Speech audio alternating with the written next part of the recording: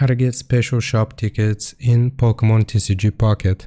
You want to open up the app itself, and here we will just go into the shop.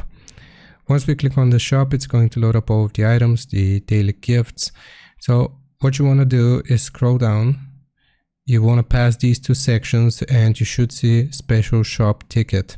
Here, if we click on it, you can see that you can obtain it for 300 of your normal shop tickets, obtainable by completing events, missions, and step-up battles.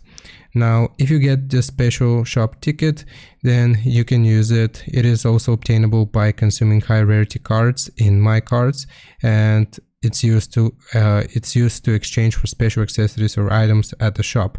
So if you buy a special shop ticket, then here you can use it to make some purchases on the shop. So if you scroll down at the bottom, you will see the special section, and you can spend 12 or 7 or 26 here for different card sleeves, coins, and covers. So hope this answers your question. Leave a like and sub, and I'll see you next time.